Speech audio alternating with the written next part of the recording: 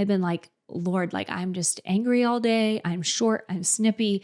In the moment, it's like fingernails on a chalkboard trying to change my attitude. Like that's how I felt even in the times when I wasn't responding that way. Yeah. And I mean, God is the one that changes hearts. And that's what was wild is that I just feel it was the Lord being kind to me and in his mercy, changing my heart towards my children. Howdy, folks. Welcome back to the podcast. Today, Katie and I are going to be talking about what we should do if we think our children are getting in the way of our goals and dreams and aspirations. Maybe you feel like the Lord has something for you, but your children are inhibiting you from attaining that thing that the Lord has for you. We've felt this way at times, and we're going to talk about what we've done about it. Or maybe you don't think that, but you're acting that way. Because I would say that would be more the category that I would fall into, is not thinking that the kids are getting in the way of our dreams and goals. But then when actually doing like a activity audit, seeing that that's how I was acting. Wow, good. That was great, Katie. Okay, well, with that, we'll get this thing rolling.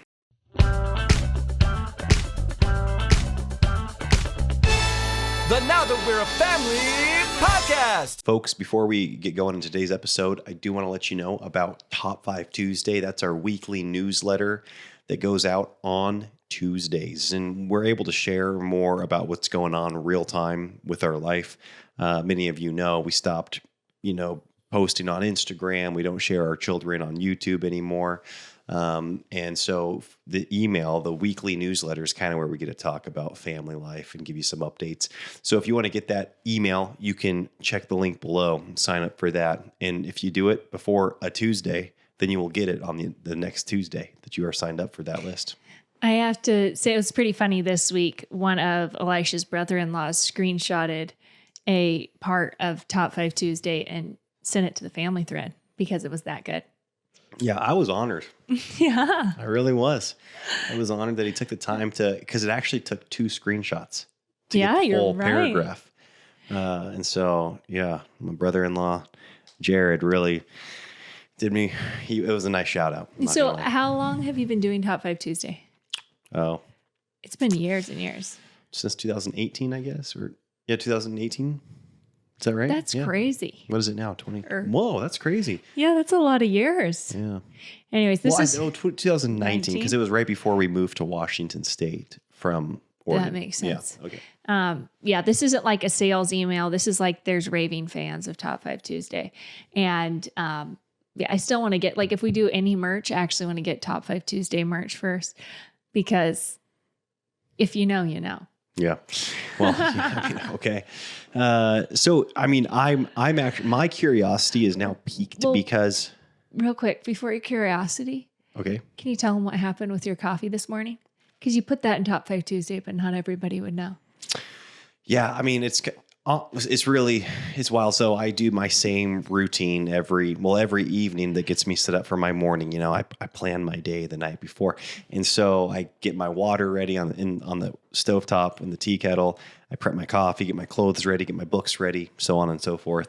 And so this morning my alarm went off, and so I jumped out of bed because I can't think. If I want to have a good morning, I got to get out of bed when the alarm goes off. And so I've got those first few dominoes set up in such a way where it's like I can be stumbling around and I'll still knock over the right one, and it'll get them falling in the right direction. And so I was stumbling around doing my routine of getting the water boiling, getting my clothes on, going to the bathroom, whatever, getting my books out, lighting the candles and whatnot. And I pulled 2 shots of espresso, boiled the water, and I was just going to add a little bit of hot water because I like like a 6-ounce Americano. That's really, I think people call it an Italiano these days, but I like those really small Americanos. And so I added just, a few ounces of water to my 2 shots of espresso and sat down, put my morning playlist on, opened the Bible. Things were going just so to plan. They were going so well. And I will say this, I was getting whiffs of like vinegar type things in the house. And I was like, oh, that's right. Katie said she was getting it because you had mentioned like 2 days before. You're like, oh, I've got a new cleaner, like a new cleaning Well, I needed to buy vinegar to put it in with our rags because our Yes. rags were stinky. Yes. And I was like, oh, Katie must have done a load of rags last night before we went to bed. And so I take a drink of my coffee, and it's like it's the craziest thing I've ever tasted in my life. I've never tasted anything like this. And my brain is not comprehending. There is no reference point for what my mouth's experiencing. And so I spit it back into the cup, and I'm like, what in the world? Because like my shots looked great. They smelled great. All I did was add some hot water. And so I went over to the tea kettle and I opened it up, and it was full of vinegar. And I thought you were playing like a dirty trick on me. Like I would do that at 5 a.m. Like, this will be really funny. And Katie had been making what, pickles the day? Pickled the night onions, Yeah, yeah. pickled onions the night before. I was lazy and I forgot about it. There was like extra brine in the kettle. And, I thought, oh, maybe I'll save it for another batch. And then I didn't do another batch. And then Elisha got it in his coffee. Whoa, it was either, again, it blew my mind. I've never experienced anything like that experience. Thanks. So thank you for that, Katie. Thanks for the story time. I was pretty accusatory. He when was. I came to, He's like, what did you do? Or what did you say? I was like, that was Oh, not you funny. did me dirty. Yeah. And I yeah. was like, I didn't do anything. What are you talking about? So, yeah, anyways, he had to explain the whole thing before I even knew what he was talking about. Before I remembered. Right. Okay, so you said your curiosity was piqued, though? Yeah, because it sounded like you had more of a detailed explanation as to how you've felt maybe in times past, maybe recent past, maybe distant past, of feeling like children are preventing you or inhibiting you from really anything. You could like fill in the blank. They're inhibiting you from progressing in your health goals. They're inhibiting you from progressing in your financial goals, your career, even, outside ministry opportunities, or even this one, like keeping the home, where you're like, man, I'd be such a good, homekeeper if I didn't have children that were like getting in the way. Sometimes I feel like I'd be such a good father if I didn't have, children getting in the way of being a good father. Yeah, it's like that proverb where no oxen are. The crib is clean, but much increases by the strength of the ox. Yeah. And I feel like that pertains to children so much. Like, just like what you said, it would be easier to homemake if there were no children. Right.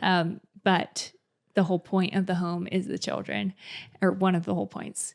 And I think of that with, the ox and the farmer. It's like, well, I would have a clean pen if I didn't have oxen, but the whole point is that you have oxen to be able to farm. So anyways, it's kind of interesting. Well, it's funny actually still living in like a new construction build right now, because we've said for years, construction zones are messy, right? They are just messy, and hopefully we're always building something. We're building a family, we're building a business, we're building a ministry. I do think that it is good for God's people to be building, and so with that, there's going to be mess. However, I do think that people that are conscientious. My dad, who was a logger, was always conscientious of being, in his words, having a clean job site. And it's like logging sites are messy, but he would tidy things up at the end of each day, get the stumps, like pull them out, get the burn pile cleaned up. Even if he wasn't burning, he would be tidying up. If there was snags that were kind of scattered around, he'd clear condense those, compile those into one pile, get the firewood pile like set aside, and get the landing prepared for the next day's loads. And it's like, was it that much more efficient? Maybe it was, but really he just wanted a tidy job site, right? You want to show up the next day to a tidy job site. And I think it's the same in the home. It's going to be messy and it's going to get cluttery, but you can still, and so like construction zones are messy. A home is going to be messy, but I think you can have these things in place so that you wake up to a clean home and then you start afresh. All that to say, going back to the premise, progress is inevitably messy. And I think progress when it comes to children can be that way, in a very, I guess, like visceral or poignant way. And the reason we're talking about this is because of a recent conviction that we've had. I think we've been talking recently about a lot of convictions, go figure. But in moving into the home, naturally, Katie and I had all sorts of goals and ambitions that we were excited to get to when it came to our personal health, some work goals that we wanted to hit, just house projects, right? We're in this new house. And now the list of what we want to work on is, it's huge. It's an endless list. And so as we moved in, got, out of our less ideal living situation into here, we were pumped out of our brains, still are. And you and I both just kind of like put our head down and we're attacking our to-do lists. And we found ourselves this past week having hearts towards the children that were so wrong, wicked hearts towards the children. They were not God honoring at all. And it really led to you and I both having to repent from that and reassess, wait a second, why do we even have any of these goals? Yeah, it's funny because I didn't really think of it as like I'm trying to achieve goals. I said no a long time ago to what was in my mind specific goals or achievements, and business-wise, personally, stuff like that. But what I realized is I was just going from, I was doing it for our home, or I was doing it for our family. We were just rushing from one thing to the next thing and the next thing to the next thing. And I kept thinking, well, when we get this all sorted out, then I'm going to be a lot more patient and, speak gently with the children and have time for all these, random stories that they're telling me, or have time to sit down and read books. And I think what hit me was I was just going through my days exhausted. And I was just telling Elisha at the end of every day, I was like, I can't do this anymore. Like, this is the first time ever that I can remember where I felt that kind of resentment towards the children. And it wasn't like this big outcome. I didn't think I had this big outcome I was working towards. I was just like, they're just exhausting me. Like, I can't do this with the 6, and like they're bickering, and the baby's crying and the toddler, and I can't like console them both at one time. And I was just exhausted. And I was like, I don't know how I do this. And Elisha actually ended up giving me a free day, which was amazing. And then we had some time after that to get together and talk. And he had been convicted, totally separate from me. And I just thought I needed a lot of rest before I headed back into the fray. And then it dawned on me when Elisha started communicating how his heart posture had changed towards the children, that I was like, oh, that's what I've been doing. I have been idolizing all, my to-do list essentially. And I thought the kids were wearing me out, but really my to-do list was wearing me out for the children. And so when we together were able to take stuff off our to-do list and say, we aren't going to commit to this, we aren't going to try to move this project forward. There was just, and honestly, just like a change of heart, I guess, understanding what the problem was, because I thought the root was just having 6 kids and at their ages and stages. And then it dawned on me, oh, the problem is me and my parenting.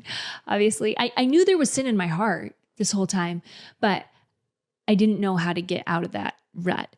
And then just the past, I don't know, since we've podcasted last, honestly, has just been so rewarding and so rich. And it wasn't the children. It wasn't that there were 6 of them. And honestly, more is still getting done than there was even before. There's just like kindness in our home. The kids are speaking well to each other. They're gracious because we're being gracious to them. And it's not even hard to be this way. Whereas like, I'd say the past like 2 weeks, I've been like, Lord, like I'm just angry all day. I'm short, I'm snippy. And like, but like in the moment, I'm like, it's like fingernails on a chalkboard trying to change my attitude. Like that's how I felt even in the times when I wasn't responding that way. Does that make sense? Sure. Like you knew your attitude wasn't. Yeah, I knew it was wrong in my heart, even when I was choosing to like go through the motions and be like, okay, speak kindly here, be patient here. It was like forcing it. And it was so painful. And now it's like the kids have been a delight to us and to each other. And it's just kind of crazy how it was just like a heart change. If you want to have more free time to do the things that you love to do and become more efficient at the tasks that you have to do each day, join the Get It All Done Club. There's thousands of women who have been through the program and who are currently in our private community that is off of social media. I'm in there monthly, live, answering your questions, talking with you guys, adding new content monthly. If you would like to get a little taste of what I teach in the Get It All Done Club and see a behind the scenes of what the program actually looks like, I do have a free masterclass for you guys. It's linked down below, and it will teach you how to have a more peacefully productive home this week. Yeah. And I mean, God is the one that changes hearts. And that's what was wild, is that I just feel it was the Lord being kind to me and in his mercy changing my heart towards my children, because I had been going through similar motions, and that it was, and I agree, Katie, I wouldn't have ever said, oh, my goals or my dreams or my aspirations are getting in, I'm focusing on those more than the children, because none of these things were like what you would consider to be goals or dreams, where it was like some title you were trying to earn, or an income level, or a job, or it wasn't any of those things. They were the idol of like the day's to-do list. And it's like, it was just this huge list. And if you were to ask me why I had that list, my answer would be, in theory, for the family. Like, this is all for the home. I want to, be able to provide well for my wife, for the kids. I want to be able to have this home that they can grow up in and make all sorts of memories in. And so, in theory, it was very much aligned with the children and being a father and a husband. But my heart was so far from them, and I really do feel like it was just the Lord being so kind to me and giving me some perspective, just kind of everything I was stressing out about, the business, the home, the thing. He just kind of like really made it clear to me, if you lose all these things but have your children, versus if you lost one of your children and had all these other things, you kind of start doing that whole comparison thing. You're kind of like, my goodness, I'm neglecting my children. I really want to love on these guys. And it wasn't from, like you said, it wasn't trying to force my sentiment to be that way. The Lord just like crushed my heart towards my children. And all I wanted to do was be with them and put projects on the side. And it was actually really convicting, because I think for the last, year or two, since I've seen more of God's, I think, design being that people work and they work heartily as unto him. And I haven't seen so much the separation of secular and sacred. I've seen that, running a business is so God honoring, working at the soup kitchen is God honoring, being an engineer is bringing glory to God, if you're doing it as a Christian. And I hold to that, but I think I would hear peers say, almost like ask for prayer and be like, hey, like I'm getting way too fixated on work right now. I want to be a better husband and father. And I'd almost kind of be like, I think you're thinking of this all wrong. Like, being good at your job is a part of being a good husband and a good father, which I still believe. Right? I think being a good provider, excelling in the workplace is a way that you can love your wife well and love your children well. And so now facing this thing, just being slapped in the face with the reality that my heart was so far from my children because of all these things that in theory I could have defended as being for my children. Or I would even say that the impetus of all these things was my children, or my family. And yet those things became the end in and of themselves, instead of them being the means to an end. It's like, no, these are the things, and I have to succeed in these, and that's how I was living my life. It's like, or what? And I think that's kind of like what the epiphany was. It was like, or what? Like, if you don't get the lawn in, if you keep living in the mud, if you don't get the shop organized, if you don't hit these numbers with the business, if you don't unroll these new products, with VMA, if I'm not able to make these changes to the podcast, it's like, then what? And you're kind of like, well, actually, I'd still have my children who I love much more.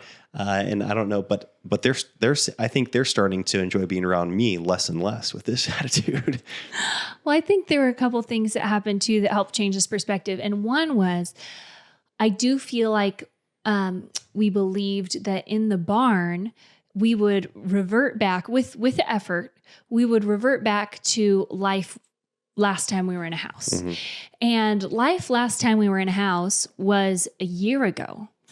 And yes, stability and structure and all those things have come with being in a home. However, having an 8 and 7-year-old is different than having a 6 and 5-year-old, or, a fresh, I think they were 6 and 5.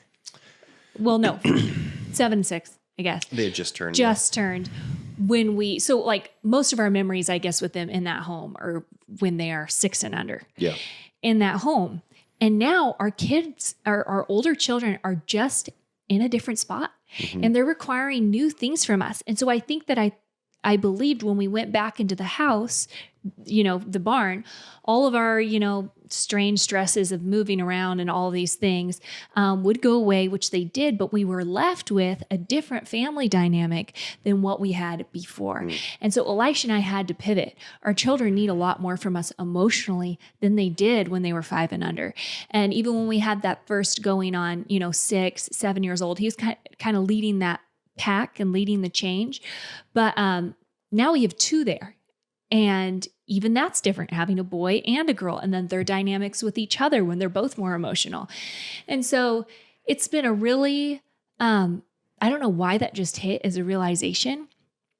And I think it led to us realizing like, oh, we're there.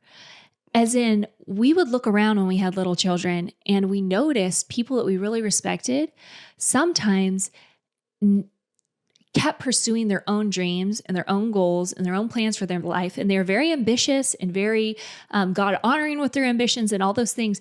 But they never stopped and started, like the focal point of the dinner table was never their kids' dreams, aspirations. What were they doing? What were they working on? What were they struggling with? It stayed what they were working on, what they were struggling with, what they were mentally processing. And I think it's so common for that to happen with ambitious people.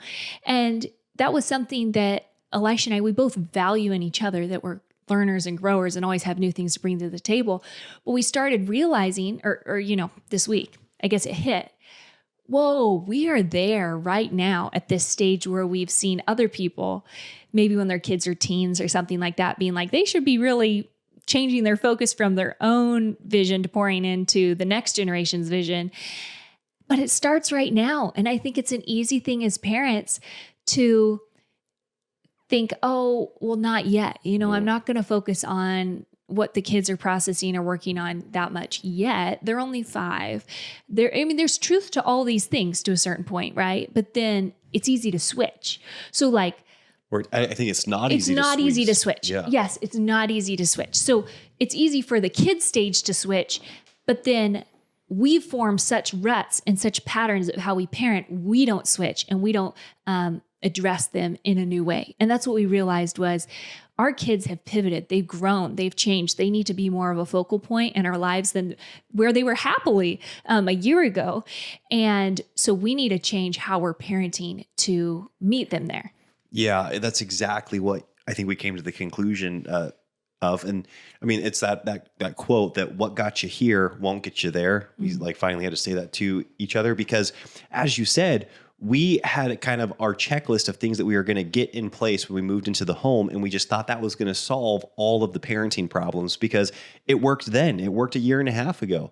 And so we did our family evening routine. We did our family morning routine. And we were giving them, meaning our children, the same amount of attention and I guess, kind of like emotional support as we were a year and a half ago.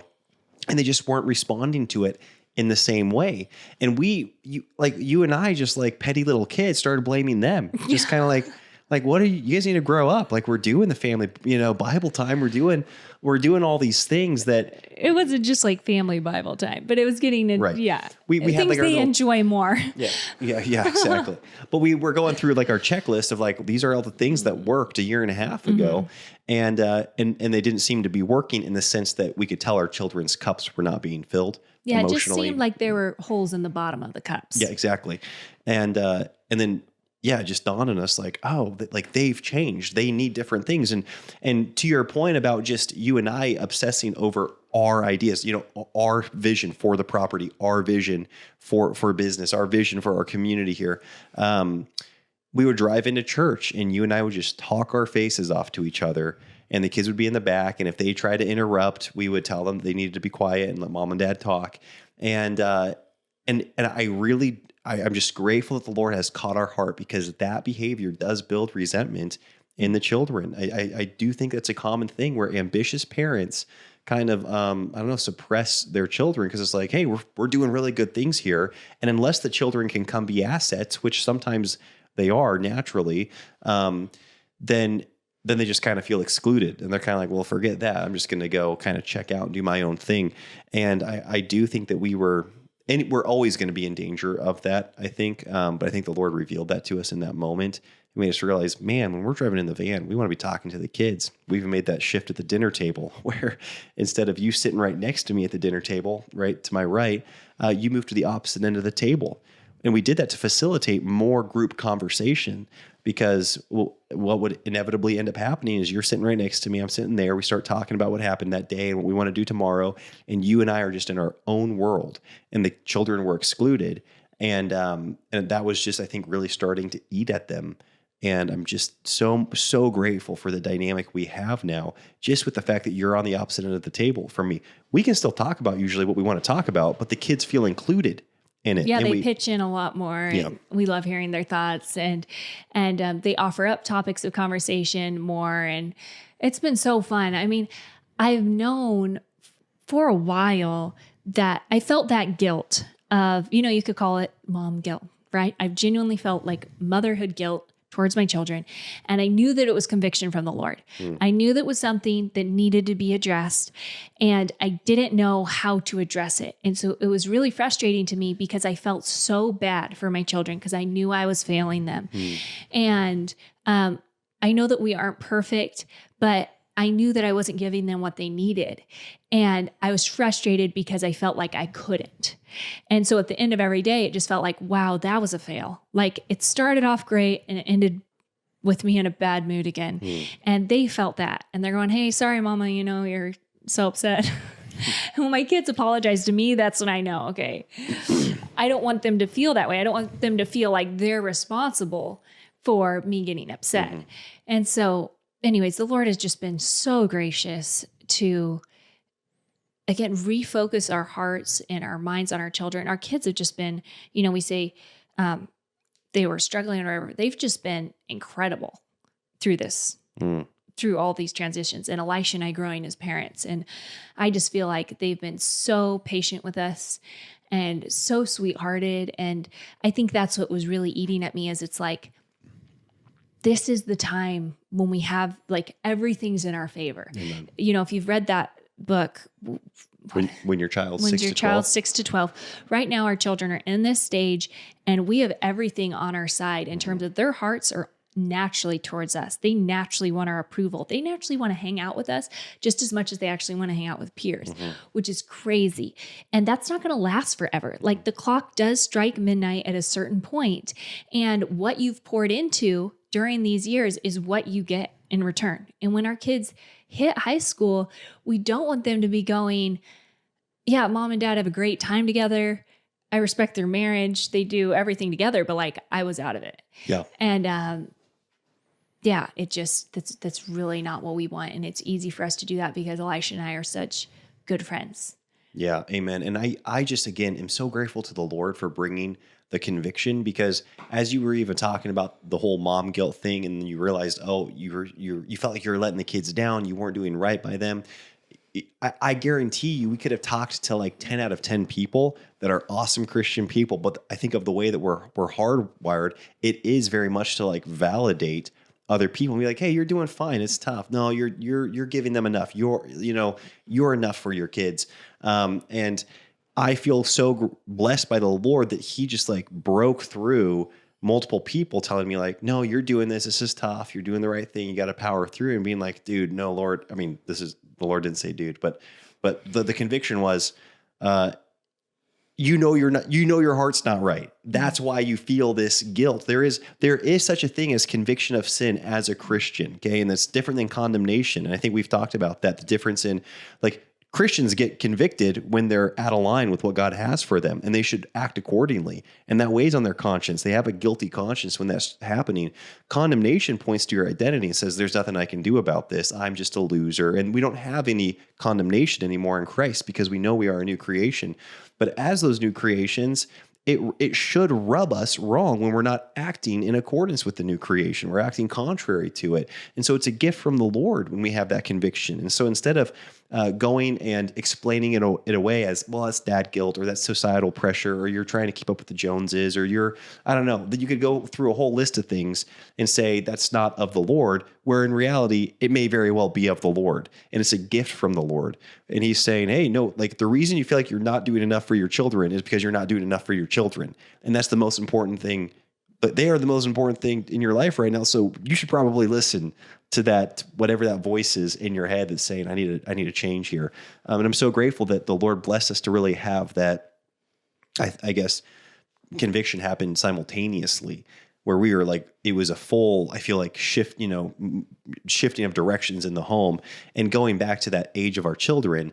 That's what's so rewarding because of the age that they're at. They're so responsive. Like they are just hungry for time and attention and love from you and me. And so when we shifted our focus back towards them in our heart and in our time and in our actions, they just ate it up. And the bickering, literally, I mean, within a day, had decreased by like 80%. And just like their hearts towards us, their obedience, and I'm not exaggerating. It was and we didn't even have like some sit down talk with them and been like, hey guys, no. We didn't say like, we've been way wrong. We just changed our hearts. That's all we did is, changed our hearts, and it reflected in how we, parented. I know it's funny because you guys have been on this journey with us real time, because one, it was kind of a slow, as things like this are, it was kind of a slow falling apart of, kind of the healthy momentum that we had on our side with parenting, I feel like. And then right after Lyman was born, it really turned into survival mode. Like life-wise, schedule-wise, like everything went full-blown survival, and we were just coping, and we knew that it wasn't ideal. We were trying to do everything we could to keep it as healthy as we could. And I am grateful for all the things that we did, but we also knew we were kind of barely getting by. And then I feel like I don't know, maybe it was a week or a couple weeks ago, we were talking about how structure and stability were two of the things that we were trying to provide to our kids since moving. And that did cut down on a lot of the bickering and the insecurity in our kids, and they got more confident. But then I was hearing my tone of voice come out in their communication to each other, so it was like, and I think that's why it was so overwhelming, is because it seemed like, okay, we're going to do these things, and we were getting results with what we were doing, but it wasn't eradicated. Like the misbehaviors weren't eradicated. The kids weren't friends like they were just a couple months earlier. They were still on edge, and it wasn't enough, and I didn't know what else to do. Mm-hmm. And so that's why, praise the Lord for his sovereignty and his divine grace coming in and being like, hey, are you done exhausting your good ideas? Are you going to seek me in this? Yeah. And it's funny because the things that I would say I didn't have time for, that I was also so frustrated by just a week ago, were I don't have time to be in God's word. I don't have time to work out. I don't have, I'm eating comfort food, and all these things, they aren't all on the same level, obviously. But it's that whole dichotomy in God's world where if you lose your life, you find it. Because I thought the kids were keeping me from doing these things that were going to make me a healthier person and a better mother. But what's funny is when we just really turn our attention to the children, and being like, okay, you know what? They're going to be our biggest focus in this season, not anything else that we thought we were going to get to or want to get to. The first thing I realized was, I need to be in God's word every day. If the children to be my biggest priority in this season, I need the Lord to do that, because I can't do this on my own. And then, I need to be working out so I feel endorphins and I am healthier and happier. And it's just funny how all of a sudden I have time for all the things that I didn't have time for a week ago. Wow. And the children are getting more of my time than they ever did before. Isn't that wild? It's just so bizarre. Yeah, I mean, because your dad hammers home that giant five of his, his faith, his marriage, his children, and then his health, and then being effective in the workplace. And it really is true.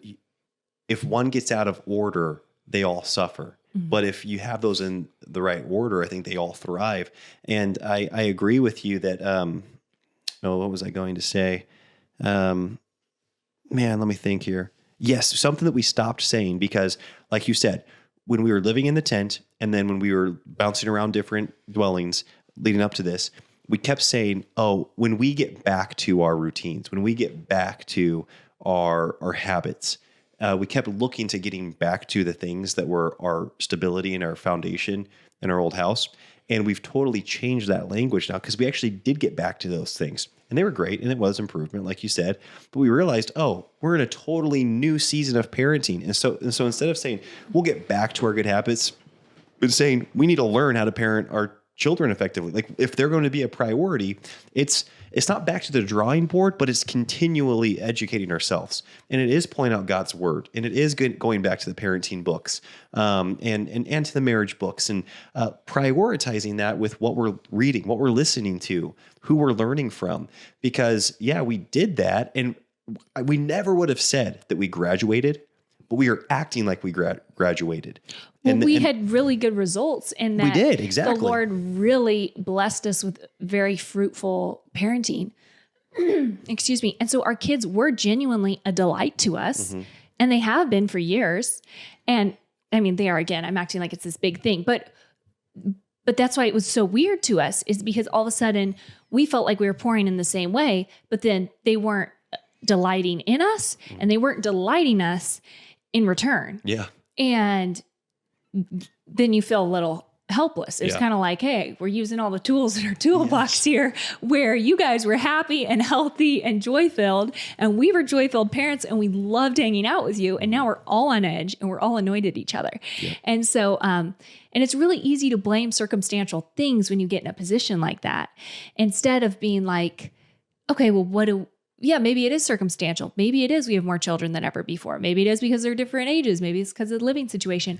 But we've got to address it. Like, you aren't just a good parent when things are going well. Right. Or you aren't just a good parent in this house. You have to be a good parent in the next house and at the next age. Like, it's a lifelong pursuit of growth, which is really beautiful that the Lord keeps us so dependent on Him.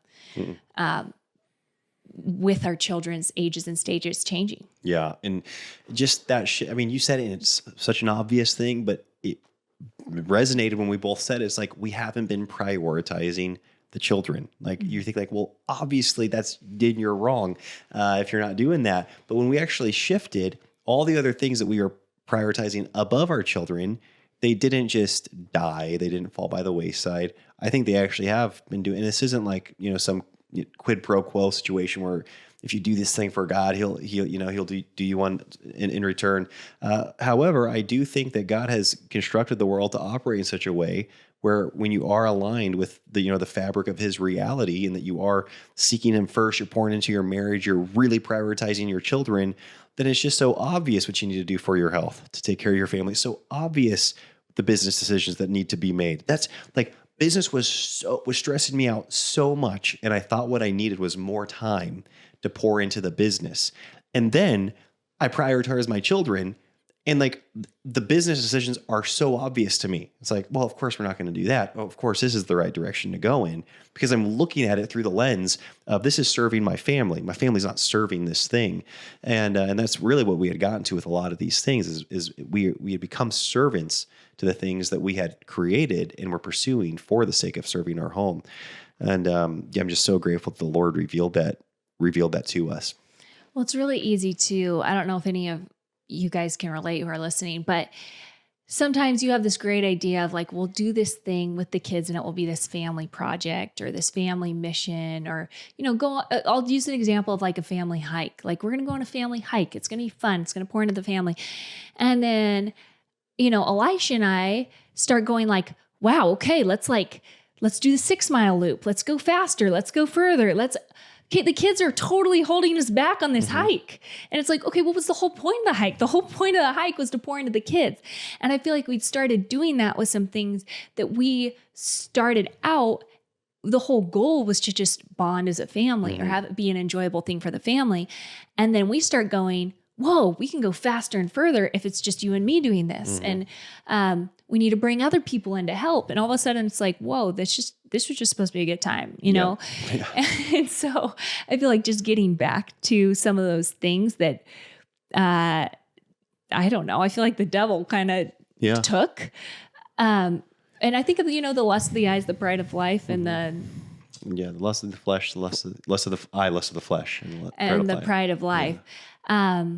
Basically, it was easy to take things that direction, right? That were good things. That started out as good. I think that's always going to be the human tendency, yes, is to take things that God created for good and be like, great, I'll make this everything. I'll make this what I live for and die for, and it becomes your idol.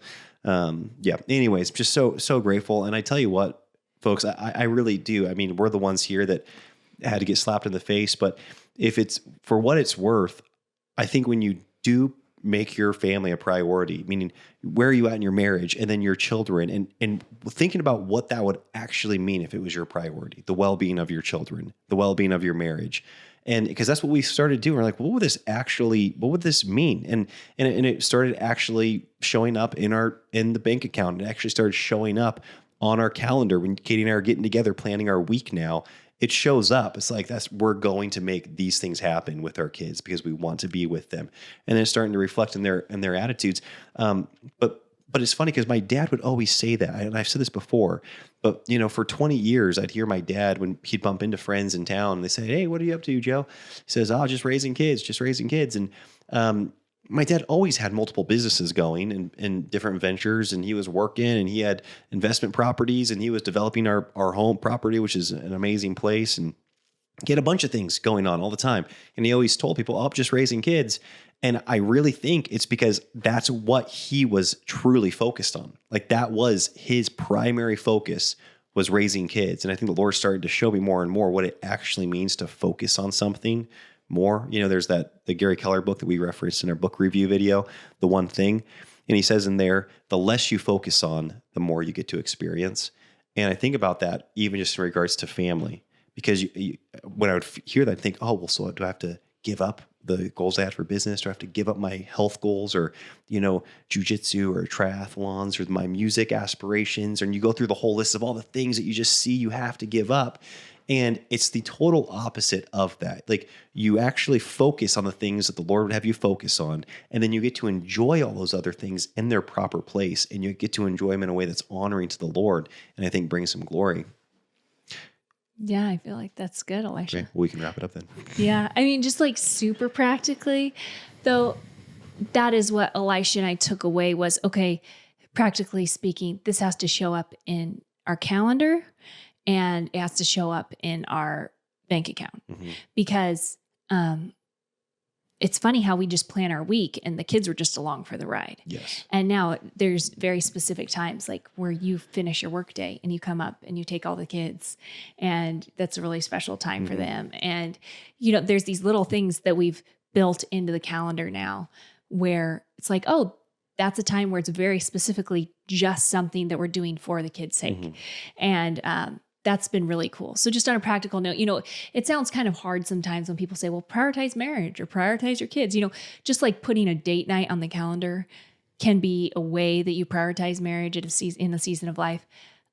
Actually putting your children in your calendar can be a way that we ensured, they are the to-do list. Yeah. And if we're so attached to to-do lists, right, let's put them in there as priorities and things that we would love to get done or hang out with or accomplish, and I don't mean that in a bad way, like children are a means to an end. I mean it like we're pouring into them during those specific times. Yeah. And I think what's actually changed even more for me, even though I agree with everything you said. That's probably what's changed more for me is the spontaneous things and how my heart is in those moments. When my heart's truly towards my children all day, as it should be.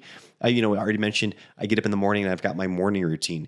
My goal in getting up early is usually so that I can have alone time right? It's like, that's why I get up, so that I can read in a way that's restful, and so that I can even get some work done, get my workout in. I do all, it's like my me time, right? When people would say, I don't covet that in such during that season leading up to this recent conviction, the kids would get up early and I would be like, what are you doing? This is my time. I wouldn't say it like that, but that would be my heart posture towards them.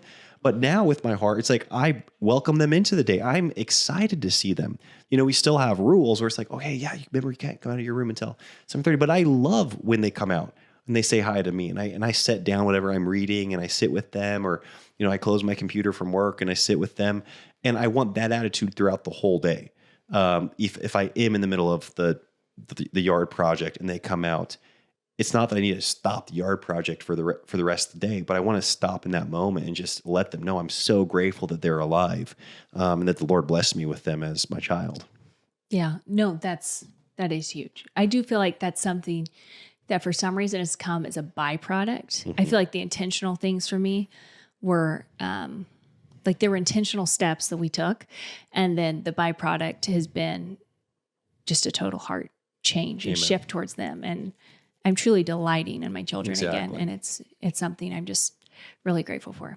And it wasn't like a year of not delighting in the kids. I would say it was like a month or a couple months, since having a sixth, and then just kind of blaming it on the sixth, being like, well, it's because, right, we're just chaos over here, instead of being like, oh, well, there's good parents of 6 children too. Okay. All right. Folks, thank you all so much for listening. We'll talk to you next time. Bye-bye.